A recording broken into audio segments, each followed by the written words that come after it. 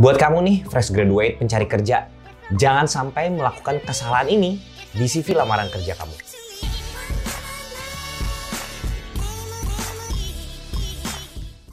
What's up everyone, selamat datang di channel gua, Fitzgerald Salendu. Salam kenal. Di channel ini gue membuat konten karir dan self-development yang udah gue pelajarin selama gue ngerantau di Jakarta, kerja di industri media.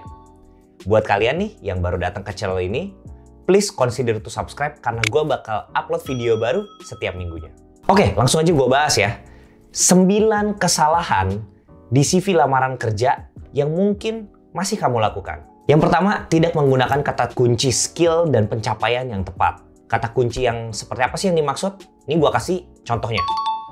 Nah, pastiin kata kunci ini itu ada di CV kalian. CV kalian udah disortir berdasarkan relevansi terlebih dahulu. Jadi kalau nggak ada kata kunci ini, padahal kalian punya kemampuannya, bisa jadi nggak kebaca. Oke, yang berikutnya adalah kuantifikasi skill oleh diri sendiri ya. Dalam bentuk pointers atau bintang-bintang atau level 1, 2, 3, 4, 5. Ini tuh nggak relevan buat recruiter, karena yang menilainya adalah kalian sendiri gitu.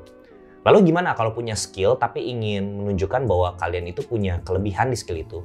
Nah, sambungin sama pengalaman kalian atau misalnya tugas kuliah kalian, penilaian dari orang lain, dan pastiin ada angkanya, ada improvementnya sebelum dan sesudah. Yang berikutnya, typo. Ya ini mengecewakan banget. Dalam pemikiran recruiter, kalian itu sudah melakukan pengecekan, sudah final dengan apa yang kalian kirim. Jadi pastiin lagi, double check, triple check, atau minta tolong ke teman kalian untuk baca dengan mata mereka. Kesalahan berikutnya, desain dan font yang nggak enak di mata.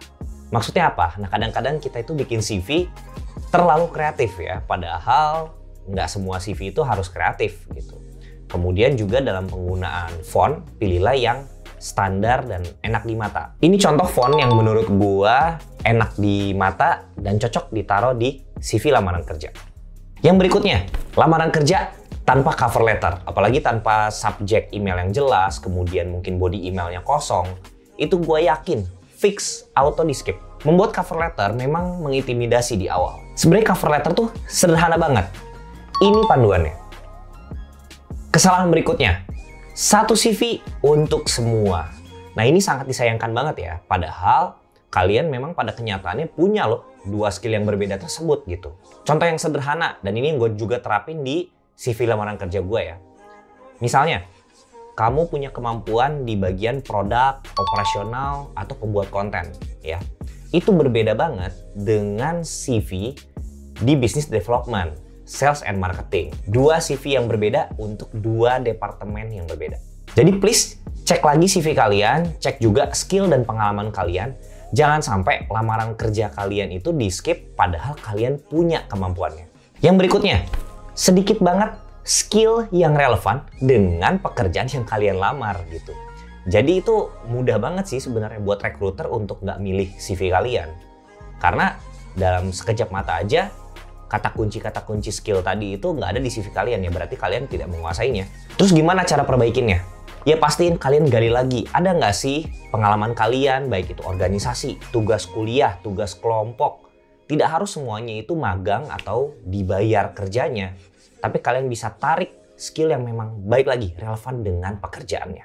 Kesalahan berikutnya, mencantumkan terlalu banyak data privat ya, seperti alamat rumah, itu tuh nggak perlu, cukup kota aja. Kemudian akte lahir, kartu keluarga, bahkan transkrip nilai, atau misalnya ijazah aja itu di tahap awal nggak terlalu langsung dibutuhkan gitu. Semua informasi itu kalau bisa sudah didapatkan dari CV saja. Kemudian data pribadi lagi seperti tanggal lahir, agama, itu tuh nggak perlu ditaruh di CV kalian. Nah, kesalahan berikutnya, karena kalian terlalu banyak naruh data, jadinya CV kalian itu lebih dari 1 halaman. Apalagi kalian itu masih di entry level ya.